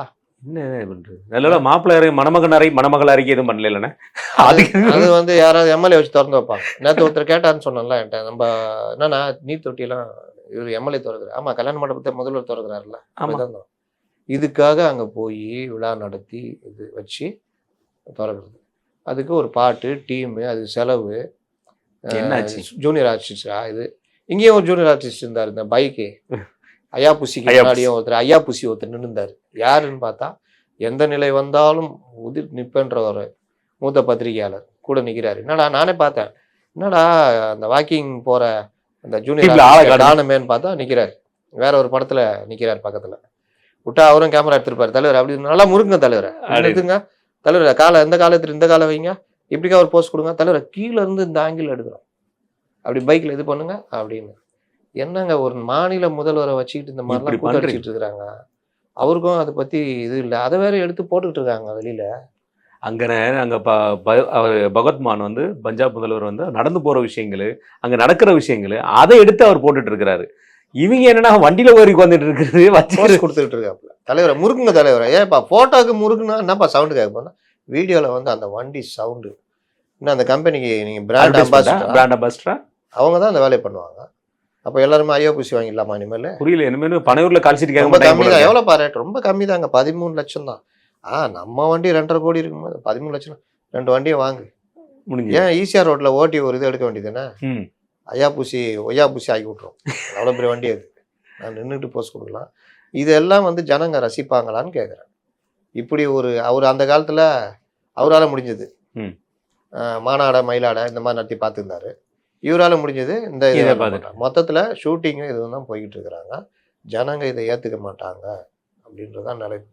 கண்டிப்பான. இன்னைக்கு என்டிடிவி சார்பாக சப்மிட் ஒரு ஃபங்க்ஷன் நடந்துட்டு இருக்கு. அது முதல்வர் அவர்கள் பேசும்போது ஒரு வார்த்தையை சொன்னது, தமிழ்நாடு அரசை பொறுத்த வரைக்கும் தேர்தலை பொறுத்த வரைக்கும் திமுகவுக்கும் என்டிஏக்கு நடுவில் உள்ள தேர்தல் தான். ஏன்னா அதுக்கு உண்டான காரணங்களை சொல்லும்போது காரணமே பயங்கரமான காரணம். நீட்டுக்கு எங்கள்கிட்ட போய் ஏன் விலக்கு கொடுக்கல, விலக்கு நீங்கள் ஏன் ரெடி பண்ணல அப்படிங்கிற விஷயத்தை கேட்கறது எதிர்கட்சி கேட்குது. நீங்கள் கூட்டணியில் இருக்கீங்களா, விலக்கு வாங்கி கொடுக்க வேண்டியதானே அப்படிங்கிற ஒரு விஷயத்தை ஆரம்பிச்சு, விலக்கு வேணா வாங்கி தரலாம், விலக்கு வாங்க முடியாது. அப்படி ஆரம்பிச்சு கொண்டு போய் நீங்கள் கூட்டணியில் இருக்கிறவங்கள அடிமையில் இருக்கீங்க, அதனால உங்களுக்கு வந்து நாங்கள் சொல்றது என்டிஏக்கும் டிஎம்கேக்கும் தான் தேர்தல் அப்படிங்கிற விஷயத்தை இவர் ஆரம்பிக்கும்போது ஒன்று சொல்லுவார், பழைய ஸ்கிரிப்ட் தான் அதே 5 வருஷத்துக்கு ஸ்கிரிப்ட். கூடுதலாக புது ஸ்கிரிப்ட் என்னன்னா, இவ்வளோ 4.5 வருஷமா ரூம் போட்டு யோசிக்கிறாங்க, மாட்டிக்கிட்டோம் வகையா நீட்டு விலக்கு முதல் கையெழுத்துன்னு. இப்போ என்னடா பண்ணுறேன்னு யோசிச்சு புதுசாக எவனோ கண்டுபிடிச்சி வந்துக்கிறான். அந்த குரூப்பில் எவனோ ஒருத்தன் தலைவரை இப்படி கேட்டலாம், நீ ஏன் விலக்கு தரல, புரிஞ்சு போச்சு, நான் தரேன்ப்பா, என்ன விலக்கு வேணும், சிம்னி விலக்கா, என்ன விலக்கு வேணும் நான் தரேன். அப்போ நீட்டு விலக்கு நீ ஏன் தரல, அவங்க சொன்னாங்களா நீட்டு விலக்கு வேணும்னு கேட்டாங்க. முதல் கையெழுத்து தலைவர் வந்தவுடன் முதல் கையெழுத்து நீட்டு விலக்கு. அதுல இருந்து பாருங்க, யாருக்கும் நீட்டே இருக்காது, நீட்டா இதை நாங்கள் சொல்றோம் நாங்கள். ஆனால் அங்கே நடந்தது என்ன, நீங்க எப்படி பண்ண முடியும், இதை நம்பிதான் ஓட்டு போட்டாங்க. இப்போ லேட்டஸ்டா என்ன சொல்றாரு, நான் வந்து மத்திய அரசு மாறும் நினைச்சேன். பார்லிமெண்ட் எலெக்ஷன் நடந்தது 2021, 19லயே தேர்ந்தெடுத்துட்டாங்க. அந்த அரசுக்கு 24 வரைக்கும் டைம் இருந்தது. நீங்க சொன்ன வாக்குறுதி கொடுத்தது சட்டசபை தேர்தலில், அதுல நான் வந்தோன்னே கையெழுத்து போட்டோன்னா நீட்டு மாறிட்டோன்ட்டீங்க. ஆனா அன்னைக்கு சட்டசபையில் எப்படி உருட்டுறாரு, இப்போதான் நீங்க தான் இது பண்றீங்களே, நீங்களே வாங்கி கொடுங்களேன் அப்படின்னா, நாங்க வாங்கி தரோம்னு சொன்னோமா? எதிர்கட்சி ஒரு தீர்மானம் வாங்கி தர முடியும் கேட்குறோம். நாங்க என்ன கேட்குறோம், எப்படி வாங்கி தர முடியும்? இந்தியா முழுவதும் நிறைவேற்றப்பட்ட சட்டத்தில் எப்படி முடியும்? இப்போ நீட்டு சொல்றீங்களா, இந்த தடவை என்ன பண்ணுங்க, வக்பு திருத்த மசோதாவை நாங்கள் நீக்கி விடுவோம், வந்தவுடன் முடிஞ்சு நீக்கி நாங்கள் ஒரு கமிட்டிலாம் போட்டாங்க, ஹைகோர்ட்டு கூப்பிட்டு ஒரே கொண்டுருவோம் ஓடு அப்படின்னு. அப்போ ஏதாவது நாங்கள் பண்ணி தருவோம், நாங்கள் அது பண்ணுறோம். அகில இந்திய லெவலில் தமிழகத்திற்கு என்று தனியாக விமானப்படை உருவாக்குவோம், போற்ற வேண்டியது, தனியாக இராணுவ படையை உருவாக்கி இலங்கையில் செல்கின்ற மீனவர்களை காப்பதற்கு தனியாக கப்பற்படையை தமிழகம் உருவாக்கும் சொல்லி, இங்கேருந்து கன்ஸ் ஆஃப் நவரன் மாதிரி பெரிய பீரங்கி செட் பண்ணி நேராக இலங்கை, இங்கே மீனவர் 2 பேரை பிடிச்சோன்னா அங்கே ஒரு குண்டு. இல்லைண்ணா, இன்னும் எனக்கு தெரிஞ்ச வரைக்கும் அறிவுசார் மையத்தை ஓப்பன் பண்ணிட்டாரு. அவருக்குன்னு தனியாக ஒரு விசா இது மட்டும் தான் வைக்கல, வெளியுறவுத்துறை. நாங்கள் இங்கே ஒரு வெளியுறவுத்துறை அது கொண்டு வந்துட்டீங்கன்னா வேலை முடிஞ்சு போச்சு, எல்லா வேலையும் முடிஞ்சு போயிருவேன். உங்களுக்கு திராவிட நாடு வராது. திராவிட நாடு எப்படி திராவிட நாடு வரும்? பக்கத்தில் வரமாட்டாங்க, பக்கத்தில் தான் வருவான். திராவிட நாடு முதல்ல உங்களால் உருவாக்கணும். அடைந்தால் திராவிட நாடு, இல்லாவிட்டால் சுடுகாடு. எங்கேயா போச்சு? அதை எடுக்க வேண்டியதானே படமா? கூட்டு பேரையும் 62ல் நாங்கள் இந்த கொள்கை அப்படியே தான் இருக்கிறது, இருந்தாலும் நாங்கள் வேற வழி இல்லை, திராவிட நாடுக்கு ஒரு இந்திய ஒற்றுமை இல்லை மாற்றி சொல்ல அடிக்கே வச்சு நோக்கிட்டு இருப்பாங்க அன்னைக்கு. அதுக்காக நம்ம அடைந்தால் திராவிட நாடு, இல்லாவிட்டால் சுடுகாடு தானே. ஆமாம், சுடுகாட்டுக்கு போக வேண்டியது தானே. திராவிட நாடு இல்லைன்னா சுடுகாட்டுக்கு போகவும் தயங்க மாட்டேன்றதானே அதோடைய அர்த்தம். ஏன் கைவிட்டீங்க? வீரம் செறிந்தவர்கள் தானே நீங்கள். அப்போ டீம் அந்த அளவுக்கு இருந்திருக்கு போல. எல்லா காலத்துலையும் அந்த அளவு தான். ஏன்னு சொல்றேன்னா, இன்னைக்கு காந்தி நினைவு நாள், சுதந்திரத்துக்காக எல்லோரும் போராடினாங்க. கம்யூனிஸ்டுகள் வீரஞ்செறிந்த போராட்டம், காங்கிரஸார் போராடினார்கள், பல தலைவர்கள் போராடினாங்க. இவர்கள் சொல்லுகிற அந்தமான் சிறையில் 12 ஆண்டுகள் மேலே இருந்த சாவர்கள் கூட எதுக்காக இருந்தார்? அவர் மேலே பிரிட்டிஷ் கவர்மெண்ட் என்ன கோரிக்கை வச்சது, இந்த மாதிரி பல விஷயங்கள் இருக்குது. அவர் கூட சுதந்திரத்துக்கு போராடினார். நீதி கட்சி அது இதுன்னு சொல்லிக்கிட்டு நீங்கள் ஒரு நாளாவது சுதந்திரத்துக்கு போராடிருக்கீங்களா? 1940களில் உயிரோடு தானே இருந்தாங்க எல்லாரும். ஆமாம். 45, 46, 47 எம்ஜிஆர் கூட கதர் இயக்கத்திலேருந்து சிறைக்கெல்லாம் போயிருக்காரு. காந்திஜியுடையது நாடகத்தில் மகாத்மா காந்திக்கு ஜேன்னு சொல்லி தான் ஆரம்பிப்பாங்க. அதில் அவரை கைதெல்லாம் பண்ணியிருக்காங்க. ஓ, திமுகவினர். ஆமாம், அந்த காலத்தில் நாடகத்தில் அந்த அளவுக்கு இது பண்ணுவாங்க. இந்த நீதி கட்சியினர் இவர்கள் சுதந்திரத்துக்கு போராடினீங்களா? சுதந்திர தினத்தை கருப்பு தினம் சொன்னாங்க. இப்போதான் ஏதோ ஆட்சி அதிகாரத்தில் வந்த பிறகு இந்த கொடியேற்றுறது அதெல்லாம் வச்சுக்கிட்டு இன்னைக்கு சுதந்திரத்தை பற்றி பேசிகிட்டு இருக்கிறீங்க. அடிப்படையில் தேசிய இயக்கங்களோட தேசிய நீரோட்டத்தோட கலந்ததே கிடையாது நீங்கள். அதுதான் உங்களுடைய சிக்கலை. அந்த 62 அந்த பிரச்சனை வரனாலும் விட்டுட்டு வெளியில் வந்த காரணமும் அதுதான். அதே மாதிரி கடவுள் மறுப்புன்னு சொல்லிட்டு கண்டபடி பேசி இந்து மக்களுடைய பொதுவான மக்களுடைய வெறுப்பை சம்பாரிச்சதுடைய பயத்துடைய விளைவு தான் ஒன்றை குலம் ஒருவனே தேவன். நாங்கள் ஒன்றை குலம் ஒருவனே தேவன் இப்படிலாம் சொல்லிட்டு அட ஒன்றே குலம் ஒருவனே தேவன் சொல்லிட்டு திருப்பதிக்கு போன சிவாஜி கணேசனை பாடாப்படுத்தி அவர் மனசு வந்து போய் காங்கிரஸ் போயிட்டார். இத்தனைக்கும் திமுகவுடைய ஒவ்வொரு வளர்ச்சிக்கும் நாடகம் போட்டு பல இதில் போட்டு உதவணும் பேசினார். ஒரு கட்டத்தில் அவர் வெளியே போகிறார். இந்த மாதிரி தான் இவர்கள் பண்ணாங்க. அதனால் இவர் பேசுகிறாரு பழைய ஸ்கிரிப்ட் அப்படின்றாரு. நீங்கள் பேசுறது எல்லாமே பழைய ஸ்கிரிப்ட். இன்னொன்று என்ன சொல்கிறாரு, ஊழல்வாதிகளுடன் கூட. திடீர்னு அவருக்கே ஒரு இது வந்துச்சு, ஊழல்வாதினா ஜனங்க நம்மளையும் யோசிப்பாங்க சொல்லிட்டு தண்டித்தார்களா எங்களை அப்படின்னு. தண்டிக்கல. ஏன் தண்டிக்கல? அது காரணம் சொல்லுங்க. சுப்ரீம் கோர்ட்ல போய் தடையா வாங்கிட்டு இருக்கீங்க. தடையா வாங்குறீங்க, சட்டக்குழுவை வச்சு நீங்க உங்க சாமர்த்தியத்தை காமிக்கிறீங்க. ஆமா சரி, எங்களை யாராவது கைது செய்தார்களா? செந்தில் பாலாஜி கைது பண்ணாங்க. நீங்க கைது நடவடிக்கையில் என்ன பண்ணீங்க? அப்புறம் என்ன சொல்றீங்க, வாஷிங் மிஷின்ல போட்டு சுத்தமாக்குறாங்க. செந்தில் பாலாஜி எந்த வாஷிங் மிஷின்ல போட்டு சுத்தமாக்குனீங்க? அதுதான் தெரியவே இல்லை. இந்த கேள்வி வருமா வராதா? இன்னைக்கு உங்களோட சேர்ந்த வைத்தியலிங்கத்தை எந்த வாஷிங் மிஷின்ல போட்டு சுத்தமாக்க போறீங்க? அதனால இவர் பேசுறது எல்லாமே அவர் நடிச்சுக்கிறார். அதுவும் ஒரு NDTV அவ்வளோ பெரிய நிறுவனத்தில் போய் பேச அவங்களே சிரிப்பாங்க. நேஷனல் லெவலில் அது பப்ளிக் ஆகும். இன்னைக்கு நீங்கள் அதை பயன்படுத்திக்கிட்டு தமிழகம் எந்த அளவுக்கு இருக்குது, நேற்று பட்ஜெட் வந்திருக்குது, பொருளாதார ஆய்வறிக்கை வந்திருக்குது, அதில் தமிழகம் முதலீடு மற்ற விஷயங்களில் எப்படி முன்னணியில் இருக்குது, இந்த மாதிரி ஒரு அறிவார்ந்த பேச்சு இருந்தால் அதுதான் NDTV தோணும். அங்கே போய் திமுக மேடையில் பேசுகிற மாதிரி பேசிட்டு வந்துக்கிறீங்க. இதில் நான் நிறைவேற்றிய திட்டங்கள்னு சொல்லிட்டு வரிசையாக அவரே நம்ம முதல்வர் அவர்களே படிக்கிறாரு. அதில் வழக்கம் போல சொன்னது அந்த மகளிர் உரிமை, விடியல் பயணம், சாப்பாடு, வேற காலை சாப்பாடு, அவ்வளோதான் மொத்தமே. அப்புறம் நாங்கள் இந்துக்களுக்கு எதிரி கிடையாது. நாங்கள் ஏன்னா 4000 குடமுழுக்கு திமுக சார்பில் பண்ண மாதிரி இல்லை, தமிழக அரசு சார்பில் பண்ண இல்லைன்னா அறநிலைத்துறை சார்பாக பண்ண மாதிரி பேசுறீங்களே, அது கூட இல்லையே. அது எல்லாம் பக்தர்களோட காசு தானே. எனக்கு தெரிஞ்ச ஒரு நண்பர் இதில் தேனியில் இருக்காரு. அவர் சொன்னது, இந்த கோயில் நூற்றாண்டு கடந்த கோயில், அங்கே குடமுழுக்கு நடத்துறதுக்கு கேட்டப்போ அறநிலைத்துறை எங்கள்கிட்ட காசு கிடையாது, இந்தா இவ்வளோதான் உளுண்டு தான் அப்படின்னு ஒன்று ஊரே திரண்டு எல்லாரும் இந்து முஸ்லீம் கிறிஸ்டியன் எல்லோருமே திரண்டு போட்டு அந்த குடமுழுக்கு நடத்துனாங்க. அதில் இன்னும் ஸ்டிக்கர் ஒட்டிக்கினாங்க. என்ன சார் நியாயம்னு அவர் கேட்குறாரு. நான் சொன்னேன், இது பல இடங்களில் நடக்குது. அதுக்கு இவர்கள் ஸ்டிக்கர் ஓட்டுற வேலையை 4000 குடமுழுக்கு. சரி, 4000 குடமுழுக்கு நடத்தினா என்ன? இப்போ ஒவ்வொரு கவர்மெண்ட்லேயும் நடக்க தான் போகுது. அறநிலைத்துறையில் இருக்கிற ஏன் கோர்ட்டு திரும்ப உங்களை கூப்பிட்டு கண்டிச்சிக்கிட்டு இருக்குது? அறநிலைத்துறையில குடமுழுக்கு நடத்தணுன்னீங்களே, அறநிலைத்துறை காசு எடுத்து காம்ப்ளெக்ஸ் கட்டினதை கோர்ட்டு தடுத்துச்சே, தடை போட்டுச்சு. அதை பேச வேண்டியது. 3-4 மணி நேரம் கொண்டு வர வச்சிருக்காங்க. ஆக்கிரமிப்பட்ட இடங்களை பற்றி பேசியிருக்குத, அதை பற்றி பேச வேண்டியதானே. வாகாக தனக்கு வேண்டியதை மட்டும் லேசாக பேசிட்டு போகிறது, இதுதான் இது. அறநிலைத்துறைக்கு தானே அவர் உத்தரவிட்டார், ஜட்ஜி தீபம் ஏற்றுறது. கண்டிப்பாக. தொடர்ந்துண்ணே, தேமுதிகவோட தற்போதைய நிலை எப்படின்னு? அதாவது இந்த ஷேர் மார்க்கெட்டில் வர்ற மாதிரி காலைல இன்றைக்கி வரும்போது நான் கிளம்பும்போது 10 மணிக்கு 10:30க்கு விஜய் அவர்களுடன் பேச்சுவார்த்தை, 11 மணிக்கு திமுகவுடைய பேச்சுவார்த்தை அக்கா கனிமொழி அவர்கள் பேசுகிறாங்கன்னு, 11:30க்கு அதிமுக சீட்டு கொடுக்குது. இடையில அவன் டக்குன்னு ஒரு 11:50க்கு என்ன போட்டான், திமுகவும் அதிமுகவும் ஒற்றை இலக்கு தான் தருவோம், அதனால் கூட்டணியை பற்றி மறுப்பு தெரிவிச்சிட்டாங்கன்னு சொல்லி போட்டாங்க. தேமுதிக நிலை தான் என்ன?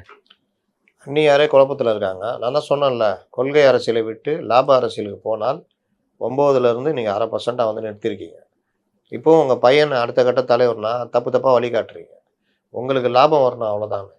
திமுக இது அதிமுக போயிட்டு டபுள் டிஜிட்னா 18 தொகுதி மேலே கேட்டிருக்காங்க. பாமக கூட அவர் 9 தொகுதி தராங்க மேக்சிமம் அப்படின்ட்டு ஒரு ராஜ்யசபா செல்லாதுன்ட்டு இங்கே 22 28 கேட்டிருக்காங்க. அவங்க 3 கட்சி கொடுக்க வேண்டியதை நீங்கள் ஒரு ஆள் கேட்குறீங்க. இங்கே நாங்கள் 3-4 கட்சி கொடுத்துருவோங்க. அதை 5 வருஷமா அவனவன் 2% வச்சுக்கிறான். கூட்டி கழிச்சு பார்த்தா 8% வந்துடும். ஆமா, விசிகா, சிபிஎம், சிபிஐ, மதிமுக, இந்த புதுசாக வந்துக்கிறார அறிவாலய வாட்ச்மேன் எல்லாருக்கும் சேர்த்து கொடுத்துருவோம். நான் நீங்கள் கேட்குற இதை 3-6-18 + 4 இதை கொடுத்துருவோன்னா இல்லை பார்த்து கொடுங்க. அதெல்லாம் தர முடியாது, எங்களால் இவ்வளோ தான் முடியும். ஏன்னா வெறும் சீட்டு மட்டுமா, மற்ற விஷயங்கள்லாம் இருக்குல்ல. உடனே அவங்களாம் முரட்டு பக்தர் இல்லைண்ணே. இவ்வளவு பேர் 5 வருஷமா எவ்வளவு கஷ்டப்பட்டிருக்காங்க, எவ்வளவு விஷயம் முட்டு கொடுத்துருக்காங்க. இப்போ வந்துட்டு நீங்க டக்குன்னு கேட்டீங்கன்னா எப்படி கொடுங்க? நேற்று வந்துட்டு நீ வந்து அன்றார் எடுத்துலாம் பார்ப்பியா? நான் எத்தனை வருஷமா கட்சி இருக்கிறேன், நான் தான் அன்றார் எடுப்பேன்ற அந்த கண்டிஷன் தான் இப்போ. அதனால இவர்களை அங்கேயும் வந்து மதிக்கல, சிங்கிள் டிஜிட் தான் சொல்லிட்டாங்க, 6 சீட்டுன்ட்டாங்க. அங்கே 6க்கு ஓகேவா, 6 ராஜ்யசபா, இங்கே 9 கொடுத்தா ஓகே இல்லையா? இது என்ன இது இப்போ இப்படி அப்படி? அதுக்கு நான் என்ன சொல்கிறேன், நேராக போயிடுங்க பனையூருக்கு. ஆமாம், ஒருவேளை கேட்டு திறந்தா, ஒருவேளை ஜான் ஆரோக்கியசாமி ஒத்துக்கிட்டா உள்ளே போயிடுங்க. மல்டிபிள் பண்ணி கொடுத்துருவாங்களா? ஆமாம், 30 வாங்கிக்கா. நீ என்னக்கா நீ இப்படி கம்மியாக கேட்குற? 40 சீட்டு வச்சுக்க போக்கா, முடிஞ்சது. மற்றதா 40 சீட்டுக்கு இவ்வளோன்னு போட்டு எனக்கு கொடுக்கா அப்படின்வாங்க. என்னது வழக்கத்திலே இல்லையே, எங்களுக்கும் வழக்கத்திலே இல்லை, இதுக்கு தான் கூப்பிட்டீங்களா அப்படின்ற மாதிரி தான். அதனால் நீங்கள் விட்டுருங்க. நீங்கள் விஜய்கிட்ட பேச்சுவார்த்தைலாம் உருட்டுவாங்க. விட்டுறது விஜய்கிட்ட யார்கிட்ட போய் பேச்சுவார்த்தை நடத்துறது? அது கிடையாது, அது போகவே மாட்டாங்க. நான் சொல்கிறேங்க, 100% சொல்கிறேங்க. மற்றதா இப்போ ஏடிஎம்ஏ போகணும் டிஎம்ஏ போக நான் சொல்ல முடியாது. ஏன்னா தராசு எப்படி இறங்குதா அப்படி போயிடும். நான் விஜய்கிட்ட போகவே வாய்ப்பு இல்லை. ஏன்னா அவங்களுக்கு தெரியும் மக்கள் நல கூட்டணி அனுபவம். ஏன்னா ஏக்கா நீங்களே பார்த்துங்க, அடிச்ச உடனே அதனால எனக்கு தெரிஞ்சு தாவைக்கால அப்போ கூட்டணி வச்சு பேசுறதுக்கு அதுக்கு ஒரு குழு போட்டிருக்காங்களா? தெரியலையே, அப்படி ஒரு குழு போட்ட மாதிரியே. எனக்கு ஏன் செங்கோட்டையன் வாய் விட்டுருப்பாப்புல, இல்லை இந்த சைடு யூரோப்பை பார்த்துருப்பாங்க நம்ம நாஞ்சில் சம்பத்தை. ஏமா நானே இது கூட்டங்களுக்கு அனுமதி கொடுமா. அதனால இந்த பிரச்சனை வந்து அது இவங்க தான் சொன்னேன், இந்த மீடியாக்கள் உருட்டுறது. அது தாண்டி வேறு எதுவுமே இவங்க 2 பேர்ட்டு தான் பேசிகிட்டு இருக்காங்க. 2 பேரையும் டபுள் டிஜிட் கேட்டு தரமாட்டேன்ட்டாங்க. இவர் 9 சீட்டு அதிகபட்சமான்ட்டு அதுக்கப்புறம் விட்டுருங்கப்பான்ட்டுக்கிறாங்க. நேற்று நம்ம பேச விட்ட தாவைக்காவோட விஷயத்தை பற்றி, அதாவது அந்த தேர்தல் பிரச்சாரமாக செயல் வீரர்கள் கூட்டம் வந்து ராயப்பேட்டையில் நடத்தியிருந்தாங்க 2 தினங்களுக்கு முன்பு. அந்த கூட்டத்துக்குள்ளே போகும்போது அவர் பொதுச்செயலாளர் பேசுனது முதல்ல சொல்லணும்னு, நாங்கள் ஒரு கல்யாண மண்டபத்துக்கு பேசுகிறோம், காலைல சரிங்கிறாங்க, சாயந்தரம் 4 மணிக்கு வேண்டாங்கிறாங்க. அந்த அளவுக்கு அழுத்தம் கிடைக்கிது, எங்களை எங்கேயுமே செயல்பட விட மாட்டேங்காங்கன்னு. அதுக்கு ஒரு முக்கிய காரணம் இந்த விசில் சத்தமும் கூட தானே. அதை விட்டுருங்க, எது கல்யாண மண்டபத்தில் நடத்துறீங்க, எதை பற்றி பேசுகிறீங்கன்னு கேட்குறேன். செயல் வீரர்கள் கூட்டம் கல்யாண மண்டபம் நடத்தணும். செயல் வீரர்கள் கூட்டத்தை பற்றி பேசுகிறீங்களா, பரப்புரை பற்றி? பரப்புரை ரோட்டில் தான் நடக்கும், அதுக்கு பர்மிஷன் கொடுத்துருக்காங்க. நீங்கள் ஏன் போகல? நீங்கள் இப்போ ஒரு போட்ட இது எல்லாமே அங்கங்கே போய் செயல் வீரர்கள் கூட்டம், செயல் வீரர்கள் கூட்டம் போய் முடிவு பண்ணிட்டாங்க மக்கள் 40% அது இதுன்னு பேசிகிட்டு இருக்கிறது. அவங்களுக்கு ஏதாவது எஜுகேட் பண்ணுற வேலையும் கிடையாது. இதில் மண்டபம் தரமா? எதுக்கு மண்டபம்? ரோடு தான் இருக்குல்ல, அந்தந்த இதில் போலீஸில் பர்மிஷன் வாங்கி பரப்புரை செய்ய வேண்டியது தானே. இவர் பரப்புரை மாதிரி கொண்டு வந்துட்டு செயல் வீரர்கள் கூட்டத்தை திருமண மண்டபத்தில் கொடுக்காதையும் இணைச்சி ஒரு உருட்டுறாரு. இதான் விஷயம். ஆதவ் அவரோட பேச்சு வெறும் பரபரப்பாக பேசப்படுதுண்ணே. ஏன்னா என்ன காரணம்னா, அவர் 30 நிமிஷம் பேசினது இல்லை, 25 நிமிஷம் வந்து உதயநிதி அவர்கள் மீது இருக்கிற காழ்ப்புணர்ச்சியில் பேசுனது தான் தெளிவாக தெரிஞ்சது. அதில் குறிப்பாக சொல்ல போனால் சில விஷயங்கள் பேச போகிறது வந்து டாஸ்மார்க்கு எதிராக வந்து சில விஷயங்கள் அவங்க பேசியிருக்காரு. நாங்கள் ஆட்சிக்கு வந்த அப்புறம் டாஸ்மார்க்கில் வந்து நாங்கள் இந்த மாதிரி மாற்றங்கள் கொண்டு வரோம் அப்படிங்கிற சில விஷயங்கள் சொல்லியிருக்காரு. எப்படி பார்க்குறீங்க? இது ரொம்ப நாளாக நான் சொல்லிட்டு இருக்கிறேன், நம்ம சொன்ன விஷயத்தை கொண்டு வந்து பேசுங்க, விஜய் பேசணும்னு. அவருக்கு என்னமோ அதில் பெருசாக தெரியல போல. இந்த கேள்வி திரும்ப கோரிக்கை வைக்கிறது இவர் காது கேட்டுச்சுன்னு நினைக்கிறேன். பேசியிருக்காரு, அதில் ரொம்ப உணர்ச்சிவசப்பட்டு பேசியிருக்காரு. நீங்கள் அங்கே பேச வேண்டியது, நீங்கள் டாஸ்மாக் பிரச்சனை எடுத்து பேசுங்க, போதை கலாச்சாரம் ஒவ்வொரு குடும்பத்தை பாதிச்சிருக்குது, அதெல்லாம் அந்த குடும்பத்திட்ட போய் பேசுங்க, இதெல்லாம் பேசினா அந்த ஆட்சிக்கு எதிரான மக்கள் கோபம் இதாகும் அப்படின்னு பண்ணணும். இவர் அதை பற்றி விட்டுட்டு இவர் அங்கே பொதுக்கூட்டத்தில் வீராவாசனம் பேசி அவன் இவன் பேசி இவர் தான் கோபம் வந்தால் என்ன பேசணும் தெரியாமல் பேசிடுறது. அதை ஒரிஜினல் முழு பேச்சை நீங்கள் எப்படி பார்க்குறீங்க அவரோட விஷயத்தில்? அந்த கூட்டத்துக்கு ஏற்ற போல அவர் ஆவேசமாக பேசினார், எஜுகேட் பண்ணுற வேலையை பண்ணலைன்ற. 2வது வழக்கமாக கெட்ட வார்த்தைலாம் வந்துடும், தூக்கி போட்டு முயற்சிடுன்ற மாதிரி பேசுகிறாப்புல. கெட்ட வார்த்தையில் பேசிடுவோம், ஞாபகத்தில் வச்சுக்கோ அப்படிங்கிற வார்த்தையில் வர்றாப்புல. அதனால் நல்ல வேலை, கொஞ்சம் புசிலாம் பயந்துருப்பாரு, எப்பா கொஞ்சம் கண்ட்ரோல் பண்ணிட்டான் என்ன பேசுறாருப்பாங்கிற வார்த்தை. இதை தொடர்ந்து அவர் பேசின ஒரு வார்த்தை, திருமாவர்களை பற்றி நான் பேசின வார்த்தை தப்பாக புரிஞ்சுக்கிட்டாங்க. என்னை பொறுத்த வரைக்கும் கொள்கை தலைவர் பொறுத்த வரைக்கும் எனக்கு அண்ணன் திருமாவர்கள் அப்படிங்கிறாப்புல. ஆனால் இங்கே இருக்கிற தாவைக்கால என்னென்ன இதுக்கு அர்த்தம்? எம்ஜிஆர் வாடகை எடுக்கல, ஓ அதே மாதிரி ஜெயலலிதா அவர் வாடகை எடுத்துருக்காப்புல. யார் வேணா வாடகை எடுத்துக்குவோம், நாங்கள் என்ன அதை பற்றி பேசுவா போகிறோம்? இப்படி ஜான் ஒருத்தர் வாடகை எடுத்துக்கிறார் கடவுளை, அதனால இவங்க ஆளாளுக்கு ஒரு வாடகை எடுத்துட்டு சுற்றிட்டு இருக்கிறது. இதில் ஜேசிடி பிரபாகர் அவருடைய பேச்சு, அவர் வந்து லயோலா படிக்கும்போது, லயோலா காலேஜில் படிக்கும்போது அவர் எம்ஜிஆர் அவர்களை தலைவராக எடுத்து போகும்போது இந்த ஆசிரியர்களாகட்டும், பேராசிரியர்கள் எல்லாருமே வந்து திட்டினாங்களாம். இந்த மாதிரி நடிகர்களை வந்து தலைவராக எடுத்துகிட்டு போகிறீங்க அப்படிங்கிற வார்த்தையை சொல்லியிருக்காரு போல. அவர் இருந்தாலும் நாங்கள் போனோம் அந்த விஷயங்களை போய் பார்த்துட்டு வந்தோம். அப்போ பார்த்த ஈர்ப்புக்கு அப்புறம் நான் பார்க்குற ஒரே தலைவர் வந்து விஜய் அவர்கள் தான் அப்படிங்கிற ஒரு வார்த்தையை சொல்லியிருக்காரு. ஜெயலலிதா அவர்களோட பீரியடில் இவர் எம்எல்ஏ இருந்திருக்காருன்னு நினைக்கிறேன். எப்படி பார்க்குறீங்க இந்த மாதிரி ஒரு பல்டி? ஜெயலலிதா அரசியல் தலைவராக தான் அவர் பார்த்தார். ஓ, அவர் நடிகர் தானே சொல்றாரு. ஈர்ப்பு தலைவர். நடிகர் மேல ஈர்ப்புன்றாரு. இப்போ நடிகர் தானே, இன்னும் நடிகரை விட்டு வெளியே வரலையே விஜய். விஜய் அவர் கரெக்டாக தான் பேசுறீங்க, நீங்க தான் தப்பா புரிஞ்சுக்கிட்டீங்க. அந்த அளவுக்கு எம்ஜிஆர் அவர்களோட ஒப்பீட்டு பண்றதுக்கு ஜேசிடி எம்ஜிஆரை வந்து எம்ஜிஆருக்கு வந்த கூட்டம் இருக்குல்ல, அதை பத்தி அவருக்கு புரிதல் இல்லை. ஆனா இவருக்கு வர்ற கூட்டம் நடிகருக்கு வர்ற கூட்டம்ன்றதுல இவர் புரிஞ்சுக்கிட்டார். அதனால அதை சொல்றாரு. இப்போ கண்டிப்பாக. எம்ஜிஆரோட ஒப்பிடணும்னா எல்லாத்துலயும் ஒப்பிடுங்க. ரைட்ண்ணே. இதுக்கப்புறம் நம்ம மிகச்சிறந்த ஒரு அரசியல்வாதி நம்ம அண்ணன் திருமாவர்களை பற்றி பேசாம விடக்கூடாது. அதான் என்னோட இறுதி கேள்வியும் வைக்கிறேன். ராமதாஸ் அவர்களுக்கு வந்து முக்கியத்துவம் கொடுத்தாங்க, எனக்கு வந்து எந்த விதத்துலையும் முக்கியத்துவம் கொடுக்கல, ஒரு கட்சி சார்பாக விஷயத்தில் எந்த விதத்துலையும் முக்கியத்துவம் கொடுக்கல அப்படிங்கிற மாதிரி நேற்று ஒரு விஷயத்தில் ஒரு மேடையில் பேச்சில் வந்து வருத்தம் தெரிவிச்சிருக்காரு. அது தொடர்ந்து ஈழத்துக்காக நான் உண்ணாவிரதம் இருக்கும்போது எதிர்கட்சி கூட சேர்ந்து நான் இது பண்ணுறேன் அப்படின்னு சொல்லி ஆளுங்கட்சி சார்பாக இருந்தவங்க என் கூட இருக்கிறவங்களும் எனக்கு எதிர்த்து நின்னாங்க, என் கூட இருந்தவங்க அவ்வளோக்கும் குண்டா சட்டம் போட்டிருந்தாங்க அப்படிங்கிற ஒரு விஷயத்தையும் சொல்லியிருக்காரு. காங்கிரஸ் பல விஷயங்கள் நமக்கு எதிராக பண்ணியிருக்காங்க அப்படிங்கிறதையும் சொல்லியிருக்காரு. ஆனால் கூட்டணியில் இருக்காரு. என்ன மாதிரி பார்க்குறது? கொள்கை குழப்பம் திருமாவுக்கு எப்பொழுதும் உண்டு. பாஜக சனாதனம்னு பேசுகிறவர் 2001 பாஜகவோட கூட்டத்தில் இருந்து எம்எல்ஏ ஆனார். அதே மாதிரி காங்கிரஸ் வந்து ஆனால் அப்பவே அவர் இந்த வார்த்தையை பேசியிருக்காருண்ணே. ம், ம். 2001 முன்னாடியே அந்த வார்த்தை பேசியிருக்காரு. அதெல்லாம் பேசுவோம், நடைமுறை வேற. வேற இன அழிப்புக்கு எதிரான இதுன்னு நான் போராடினேன்றாரு. ராஜபக்சேவையும் போய் பார்த்தீங்க, பார்த்தீங்க. குறைந்தபட்சம் போக முடியாதுன்னு சொல்ல வேண்டியதானே. போய் பார்த்து அவர் கொடுத்த அந்த பரிசு பொருள்லாம் வாங்கினீங்கள, அதனால் உங்களுக்கு எவ்வளோ பெரிய அவமானம் கிடைச்சது. அதற்கு பிறகு இன அழிப்பு கட்சியோட சேர மாட்டேன்னீங்க, ஆனால் காங்கிரஸ் கூட சேர்ந்து கூட்டணியில் இருக்கீங்கல்ல. ஜாதி கட்சியோடு இது பண்ணுவோன்னு நடுவில் ஐயா ராமதாஸோட சேர்ந்து இனம் களம்லாம் கண்டீங்க. மறுபடியும் ஒரு பிரச்சனையில் வெளியில் வந்து ஐயா ராமதாஸ் அங்கீகரிக்கிற அளவுக்கு என்ன அங்கீகரிக்க மாட்டேங்கிறீங்க. அவர் கட்சி ஆரம்பித்த புதுசில் இடஒதுக்கீடுக்காக நடத்தின போராட்டம் இருக்குல்ல, தமிழகத்தையே அசைச்சு பார்க்க வச்சு, அதனால் இடஒதுக்கீடு வர்றதுக்கும் ஒரு காரணமாக. நீங்கள் அப்படி ஏதாவது ஒரு சாதனை இருக்கா உங்களுக்கு? நீங்கள் வந்ததே ஒரு கட்சியில் போய் பேச ஆரம்பித்து அந்த கட்சியில் இணைஞ்சி அதுக்கப்புறம் அந்த கட்சியை கொண்டு வந்தீங்க. அதனால தானே இவ்வளோ பெரிய வீரஞ்செறிந்த நீங்கள். நான் என்ன கேட்குறேன், ஐயா ஐயான்னு சொல்கிறீங்களே, ஒரு சாதாரண புத்தக வெளியீட்டு விழாவுக்கு நீங்கள் போகக்கூடாதுன்னு திமுக அழுத்தம் கொடுத்தப்போ கம்முன்னு தானே இருந்தீங்க. ஆமாம், அதுவும் அம்பேத்கர் பற்றின புத்தகம் நீங்கள் 2 கட்டுரை அதில் எழுதியிருக்கீங்க. ரவிக்குமார் எழுதியிருக்காரு, பலரும் எழுதியிருக்காங்க. அதில் ஏன் நான் போகக்கூடாதுன்னு ஏன் உங்களால் கேட்க முடியல? சாம்சங் பிரச்சனைக்கு சங்கமே அமைக்க முடியாத முன்னாடியே அந்த கம்யூனிஸ்ட் தலைவர்களை வாங்க போய் நன்றி சொல்லலான்னு கூட்டு போனது நீங்கள் தானே. ராஜ்நாத் சிங்கை வச்சு நாணயம் வெளியிட்ட பொழுது அதுக்கு ரவிக்குமார் கூட கொஞ்சம் அறிக்கை விட்டார். வாய மூடிட்டில் இருந்தீங்க. ஒடுக்கப்பட்ட மக்களுக்கான பிரச்சனைகள் வேங்க வயலாக இருக்கட்டும், இங்கே தூய்மை பணியாளர் போராட்டமாக இருக்கட்டும், உங்களுடைய எதிர்வினை என்ன? கவின் ஆணவ கொலைக்கு எதிர்க்கு பிறகு ஆணவ கொலைக்கான தனிச்சட்டத்துக்கு உங்கள் எதிர்வினை என்ன? அதெல்லாம் நீங்கள் இயக்கம் பண்ணீங்களா? இந்த அரசுக்கு எதிராக அது வேறங்க, கூட்டணியை வேற. இயக்கத்துக்கு இந்த விஷயத்துக்கு நாங்கள் நிற்க தாங்க செய்வோம், அது அரசு செஞ்சு தான் ஆகணும், இல்லாட்டி நாங்கள் வீதியில் இறங்க தாங்க செய்வோம் அப்படின்னு நீங்கள் இறங்கியிருக்கீங்களா? இது எதையுமே செய்யாமல் நீங்கள் வந்து இன்றைக்கி புலம்பு தான் செய்யணும். அடிமைகளுக்கு என்றைக்கும் வாழ்வு இல்லைன்னு சொல்லுவாங்க. நீங்கள் பண்ண செயல்கள் எல்லாத்தையும் ஒரு தடவை பட்டியலிட்டு திரும்பி பார்த்தால் இந்த ஆட்சியுடைய அவலங்களை சிலுவையாக சுமந்து உங்கள் தோள்கள் புண்ணாகி இருக்கிறது. இப்போ அந்த புலம்பல் தான், நீங்கள் மட்டும் இல்லை, இடதுசாரிகளும் இன்றைக்கி ஒன்றும் இல்லாமல் போனது காரணம் அதுதான். காங்கிரஸுக்கு எப்பவுமே அது வழக்கமான ஒன்று தான். அதனால் இவர் புலம்பல் இவ்வளோ வீரம் பேசுகிறார்ல, அங்கீகரிச்ச அளவுக்கு இல்லை. அவங்க உங்கள் அளவோட கம்மியாக இருந்ததில்ல, ஒவ்வொரு தடவையும் அவங்களுடைய டிமாண்டை ஏற்றுனாங்களா இல்லையா? ஆமாம், 20 சீட்டு 23 சீட்டுன்னு நீங்கள் என்ன ஏற்றிருக்கீங்க, என்ன பண்ணீங்க? உங்ககிட்ட ஒரு தயக்கம் இருக்குது, இயல்பாகவே ஒரு தயக்கம் இருக்குது. அதை எல்லாத்தையும் நீங்கள் தகர்த்து எறியணும். டிமாண்டை அதிகப்படுத்தணும், ஸ்ட்ராங்காக இருக்கணும். ஸ்ட்ராங் இல்லையே, என்னை வெளியே போக சொன்னால் நான் போயிட்டேன்ல சொல்கிறீங்க.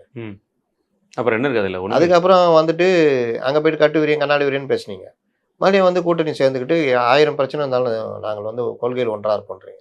உங்களுக்கு நல்ல வாய்ப்பு 2024 கிடைச்சது, எம்பி சீட். அதனால் இங்கே 2 எம்பி போனாலும் கட்சி போயிடுன்றதுனால இருக்கீங்க. இன்றைக்கே உங்கள் கட்சி உங்களோட இல்லை.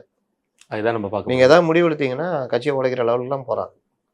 அதனால் அந்த புலம்பல் தான். இப்போது தைரியமாக 10 சீட்டு டபுள் டிஜிட் வேணும்னு கேட்டு வாங்குங்க, உண்மையிலேயே பாராட்டலாம். கண்டிப்பாக. மிக்க நன்றி. நான் உங்கள் நேரத்தை காட்டுங்க.